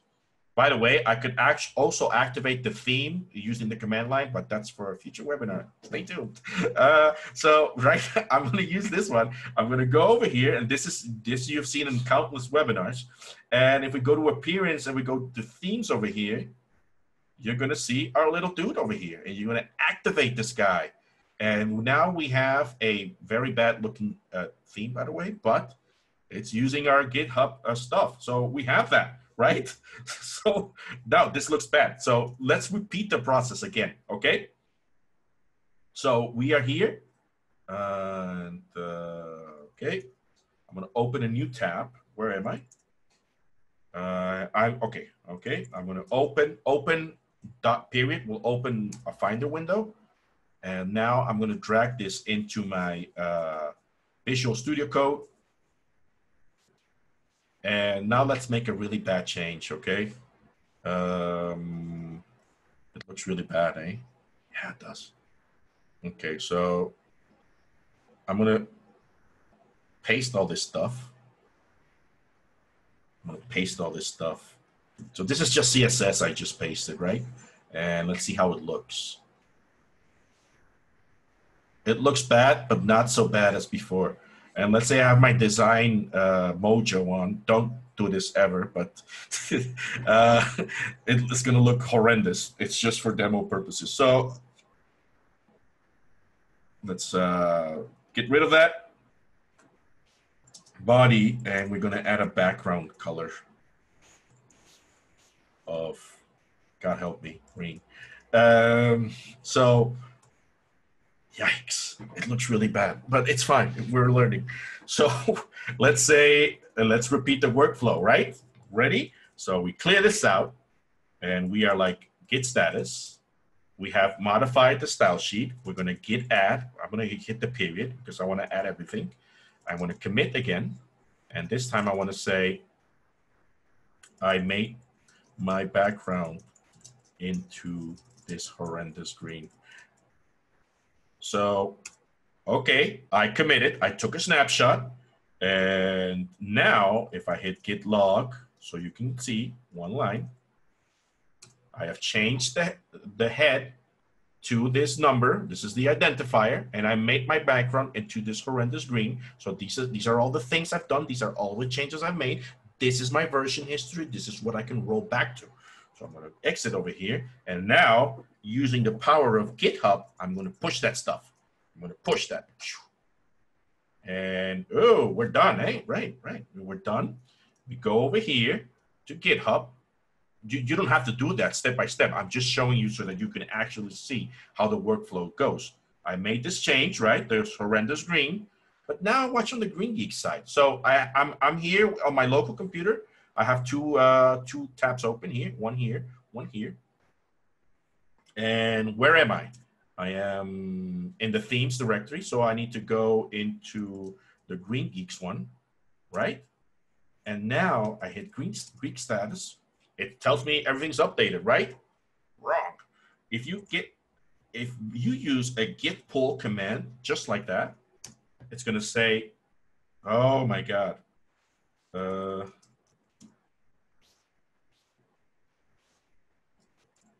By the way, you can add that, but I forgot to do that on this webinar, but you can actually do that, so you'll need to be identifying yourself all the time. So as you can see, the style sheet has changed. And if we go back into our beautiful looking website, we just refresh and it's not picking up. Why is it picking up? Oh, here it is. So now you saw that with a few commands, I worked locally, made the changes, pushed them into GitHub, and then I pulled them into my live server, and everything's up and running. And this workflow, I don't need to be using final version. I don't need to do stuff with it. I just need to use a few commands here, boom, boom, boom, and you are done with it, and everything's synchronized and everything's good to go. And that's the beauty of how Git works. It allows me to be an efficient developer and have a workflow that won't interfere with my live site, okay? The last thing, since we have 20 minutes, and I'm really, really glad, is we need a branch model. So what is a branch? let's follow a branch model to establish a workflow. We need to define one. I mean, this workflow I've been doing, it's fine, it's good, but there's a better way to do that. There's a finer and greater way to actually do that, okay? And we're going to use a branch. So what is a branch? A branch, think of it as a tree, right? You have the tree like this, and you have little branches. So you have your code, which is this one, and you create a branch, you branch off of it, and you have your code here, like the stuff you're going to work on. You make your changes, and when you are happy, you merge that code into your main branch, and it goes like that. So you two meet, and now your code, your master branch, has code with the new feature. So this is good because you will isolate each branch separately, each issue separately. And this is super important when you work with teams, because I might be working on the CSS, Anna might be working on the users, I don't know, Trey might be working on the database. So we have different issues we're working on, but we are all using the same code base. So if I use a branch, Anna uses a branch, and Trey uses a branch, and we all merge in the end, that means that all our issues are trackable and our branches are separate from the master. If you've paid attention to all of this stuff, if I ever hit Git status, or you see it right here, I mean, we're working with the master branch. So it's not the ideal thing to do from a development perspective. Master branch should always have the most updated code, reliable code, working code out there, and all the features and bug fixes and stuff that you do it on a different branch. So how do we create branches? It's really simple. You create branches with the git checkout command, and you put a -b like this to it, which is, I want to create a branch, and you just specify the name of the branch. In this case, I want to, wait, I'm working on the live server. So let's go back here. Let's go back here. I want to clear this. So you hit the git checkout -b, and let's say I want to work with a feature called, I don't know, background blue. Background blue. The important thing here is that you're consistent. Like at work, where we work, where I develop, we usually do feature like that, and then we identify a case like web or bug or hot fix or fix, something that you can stick to, and you can say, okay, this is more or less what my workflow is going to be. So let's do a bug where we're going to fix the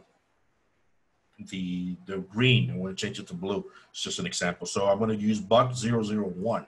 So these are the identifiers that I'm using now. And this is the part why we use Bitbucket instead of GitHub. It's because it works with Jira, and whenever someone reports an issue at Jira, it generates a thing like this, like a bug, and then the number for you. So we tie that into our workflow by putting the same Jira issue into our branch.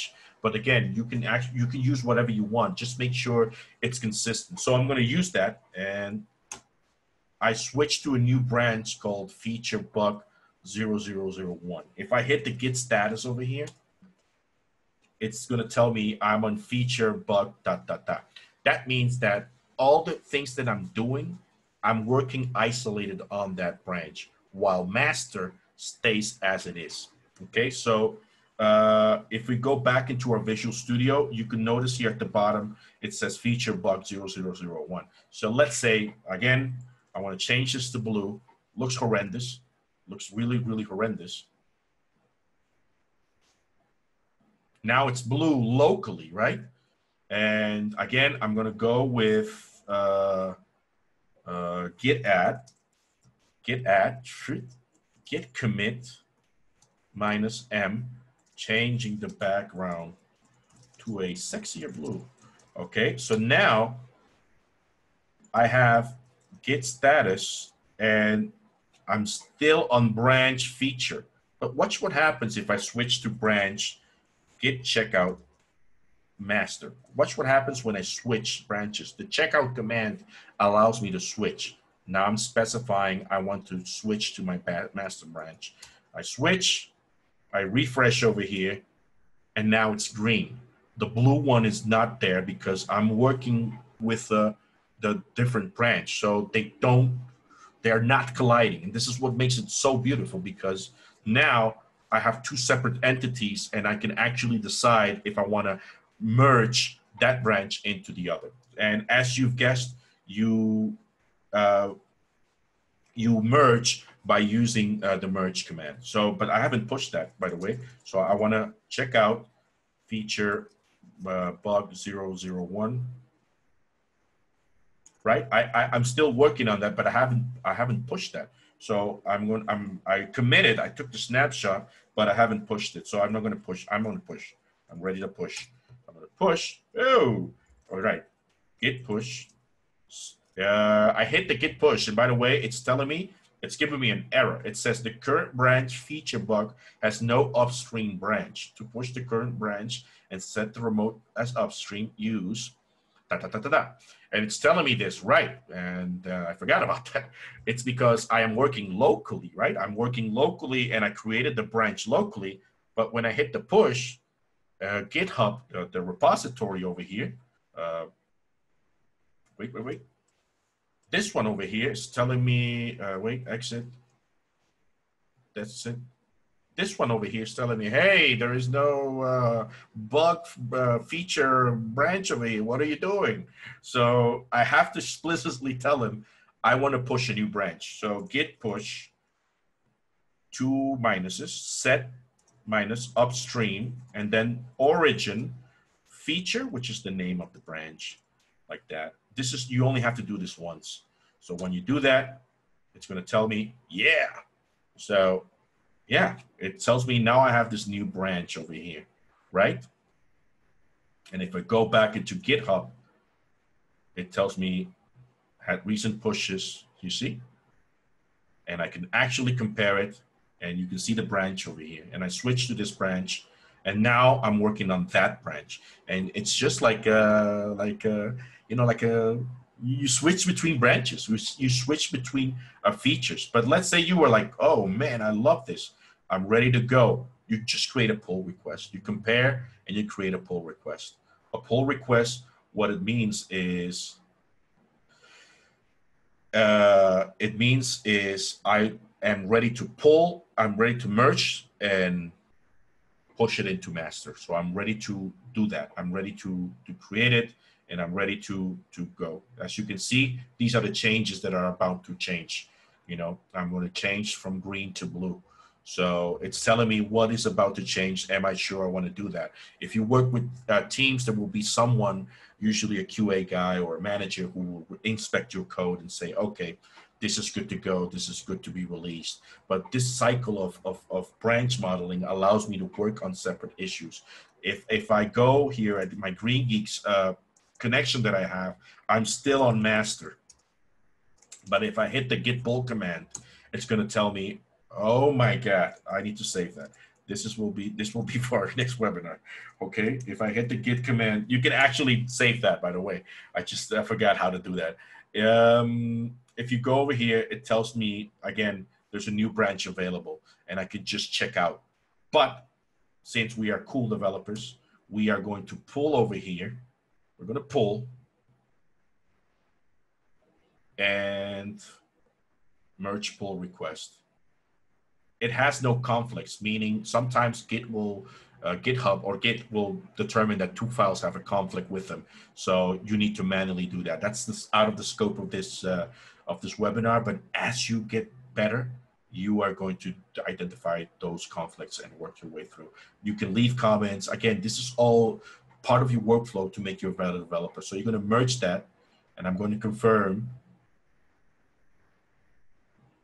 right? And that means I'm good to go. So on both ends, I can just hit the git pull like that. Oh my God. And I would do that. And then I'm going to do this. And oh my God, I should have done that. That's the problem with new webinars.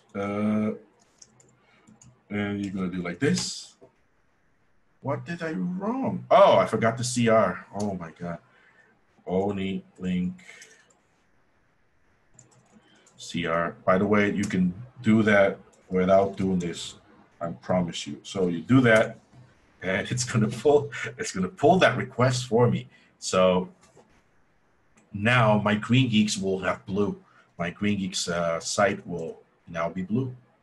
Oh, I gotta do a hard refresh, and now it's blue. And on my development side, which is this one over here, I identify them because of the colors. If I hit the git pull command, it's going to tell me that the master has been modified from GitHub. So I can just go back into master, git checkout master, and I'm going to git pull this, and this will have the changes. And if we go into my code editor over here, now you'll see it's blue. And I guess, okay, no, a few more things.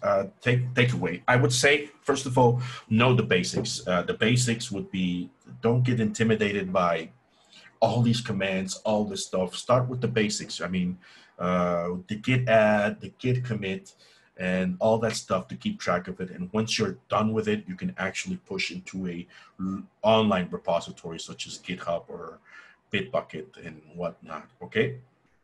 I would always recommend to work with a branch model so that you can actually compare the branches, you can pull requests, you can merge branches, and you have a steady workflow, a team or just yourself of features out there. And this allows you to be a much more organized developer, WordPress developer, or any language developer, because that's the beauty about Git. I mean, you can actually work with any programming language you can think of and just become a much more organized developer. I absolutely recommend it. And the last file I wanted to touch is use a git ignore file. A git ignore file is basically a file that Git will scan and will ignore when it comes to not pushing those changes. This is particularly useful if you, for example, are working with Node. You don't need your Node packages on your repository. You can just ignore that. So git ignore will actually do that for you. And I can't believe we did it in 2 hours. We are done. I would like to thank you very, very much. Sometimes I get nervous about these topics because I don't know if I'm going too fast or if I'm explaining at a level that not, that's a little high or not. I get that feedback sometimes, but I hope I did it from the beginning, and I hope you do use Git, or you have it at least thinking about it. It took me a while to get used to it. I was forced, but I think it was a fantastic career decision, and thank you so very much. Can we look at the Q&A really quick, Marco? Yes, hold on. No, this is not new share. Let me stop sharing. And let me go back. How do I go back? Oh, here it is. Where am I? Am I sharing or no? No. Yeah. Okay, so I can finally see the Q&As. I need to change my screen monitor because I can't see the questions. Here we go. So glad you're doing this. I had all kinds of problems with plugins since 5.5. Yeah, you could put your plugins in there as well. The cool thing about putting your plugins is that if you have a plugin problem, you can actually roll back to it. And that's a good way of keeping track of that. I mean, it adds a little bit overhead to the files that you need to track, but this allows you at least to keep, older versions of your plugin in there. So I think that's a really cool feature. I may need to hire you to troubleshoot my site sometimes. Well, I don't know about that, but thank you very much. How can I open Git? I just downloaded. To open Git, you just need to follow the this URL. I promise. I said I was gonna do that. By the way, let me post that Git SM. Okay, it's how do I open Git? I just download. So you go over here, you download that, and whenever you are ready, you go to terminal, and let me share my screen again. Oh, okay. You guys are seeing, right? Let me change my resolution back to gigantic thing. And okay, let's clear this out. And you hit Git -- version, and it should tell you what your current version is. In my case, it's 2.17.2. But if it doesn't give you back a version like a number, it means Git is not installed. But if you follow that link I gave you, this is going to install it behind the scenes. It's not going to be a graphical user interface. There are graphical user interfaces out there. I can't recommend one because I don't use it. At where we work, we use SourceTree a lot. SourceTree. I don't know if it's free. It's this one over here. This is the same. You can actually push, commit. You can do all that stuff. It's for both Mac and Windows. It's this one over here. Let me go back to where was everybody? Where is everybody? Oh my God. That's the problem with this screen resolution. I lose where everybody is. I got to change it back. System preferences. And oh my God, I lost you people. Okay, I think we're here. Here we are. It's just that I can't see this button. And I still can't see it. Let me stop sharing the screen for a second. Okay. I'm sorry. Here we go. I'm going to put it in the chat room because I saw that Anna moved the question as answered.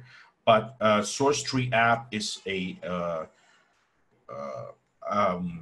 graphical user interface that allows you to use the Git commands by pushing buttons. Visual Studio Code has the same thing, and it allows you to work with that in case you're not comfortable with the commands. Okay. Next question, Bob, is how secure is GitHub? What about folks using it to hurt your site? Well, that's why I would recommend for you to have your repositories private, especially if you have sensitive stuff and you just manage it internally as a team. So that's how we use it where I work, but using Bitbucket. We have a team, we have a group of team members, and only us can access that repository, nobody else. And for you to, and that's out of the scope of this webinar, but instead of using the git clone with the HTTPS protocol, you use an SSH command. And that way you can only use clone, pull, and do Git stuff on your server if you authenticate your server. You authorize that server to do that. That's a little bit out of the scope of this webinar, but it's definitely possible. Okay. Can they inject code that will allow them to hurt or control your site? Yeah, like I said, use a private repository and use SSH keys as opposed to a managing it on a group-by-group basis, okay? Why would someone on GitHub that I do not know want to help me with my site? Okay, Bob, to answer your question, I would have to go with the WordPress route. WordPress, the software itself, uses GitHub, Git and GitHub to have its code repository out there. So if for open source projects, yeah, you could actually, it's got to be open because people need to contribute to it, right? But and that's really sensitive information if you think about it. But that's why you have code reviewers, and that's why open source projects are pretty secure, because it's a lot of eyes on the project. And let's say if Anna was a bad gal out there, she was doing bad stuff, and it's like 10,000 of us are working on that project. One of us is going to catch Anna and it's going to say, "Hey, Anna's doing some bad stuff," and we're just not going to authorize her pushes, her commit, and we might absolutely ban her from the project. I think that's possible on Git. I don't know, but yeah, we might, block her access and say, "Listen, we don't want you to work on the project anymore." On public, on private ones, you control who can see it and who can't. Can you go directly from localhost to your live server and skip GitHub? Well, no, because you need an online tool for you to actually pivot yourself, and so that both entities can speak, both your local host and in this case your hosting environment. Okay, and in this case GitHub will act as a bridge. Next question, which is Bob. So to summarize, Git allows me to set up a local site version and test changes before I make them on the live site. I can also push tested changes to the live site from Git. This prevents live site issues with updates. Hopefully, I have a problem with that recently. GitHub is useful if I'm working with others on the site, not needed if I'm working alone, right? No, you can actually do, you have to do it if you're working alone, but in this case, you make your repository private. Only you have access to it, only you know what it is, and nobody else can see that. So going back, and let me share my screen over here. Let me share my screen. It's shared, right, Anna? Anna. Yeah, I can see that your screen. Okay, thank you, thank you. So to go back over here, I know it looks really small, so I'm gonna make it a little big. So if you go to GitHub over here, you go to this little cat, cute little cat, you can make your repository new. You hit the new button over here, and you're going to give it a name. In this case, I'm going to use Anna Git. Anna Git's available. So in here, and this is the meat of a project, you want to make it public or you want to make it private. I would choose private, and only you have access to it, okay? And you initialize your project with these stuff like a README file and a Git ignore if you want it. This is optional, but you don't need to. So when you do that, it's going to create a repository for you on which only you can access for now, but you can actually control who gets access to it. Now, to answer the question, how can you send that invite? Well, it needs to be people who are registered into GitHub. So again, careful about who you share that with, of course, because once you give that access, people have access to your repository, okay? And where you go? Here you go. Git will be helpful if you want others to. No. Like I said, you can use it alone, and you can actually use it to pivot between your local setup and what you have in your hosting environment or GreenGeeks. And you just use GitHub as the source of truth where you upload the stuff that is ready to go. Terminal on the GreenGeeks panel is now called SSH Access. That is correct. Kyung Mi Moon explains, can you briefly explain the basic concept of local and remote? I from time to time get some warnings about it when we work as a team. I don't understand that question. The basic, well, local is when you work on your computer on a local environment or an environment that you control of, like you have access, and remote is when you are pushing those changes into a remote repository, in this case, GitHub. Do you use third-party websites like plugintheme.net to download premium plugins like WooCommerce? No. I never used that. Sorry, Ethan. Bob Fox asks, so I have to use GitHub to use Git? Theoretically, no. I mean, you can use Git locally on your computer, right? And you don't. I mean, you could skip the GitHub and let's say, for example, you work locally, you make your changes locally, you're good to go, and then you upload your stuff using FTP. That way you don't need GitHub. That way you just work from there to there, and you just put that stuff out there and you just upload. The part that you're missing is that you can't pull the changes you made locally without going through GitHub first. So I hope that's clear. I think you just said yes to my last question. Okay. And do I have more questions, Anna? You guys have any more questions? Anybody? The next section, Ethan is asking about, thank you. We will have a session, I think October 2nd, we will send information to you on CLI, right, Marco? Yes, that's the command line, which is basically allows you to manage your entire WordPress site using the command line. Again, it's the same principle. We want speed and we want responsibility, like all the stuff that I needed the dashboard for, I can actually use the command line, and it's much faster. Oh, before I forget, this is really important. These are the two links that you can actually use to install the command line using Linux or Unix commands on your Windows machines, in case you guys are interested. And yeah, just absolutely. Oh, but I did it to all panelists. Yeah, Oh, I was going to tell you. Hey, Okay. thank you. You kind of built me out there. Yes, okay. It's these two. Yeah, I forgot. It's to all panelists. It's over there. And so these two links allow you to download and try the command line using Unix commands as opposed to Windows commands. I said that initially. So without further ado, I hope you do get going. I'm really, really happy. And I'll see you guys in 2 weeks, I think. Unless you speak Spanish. We have a webinar in Spanish next week. So it's about Elementor. We are definitely doing one on Elementor soon as well. It's in the pipeline.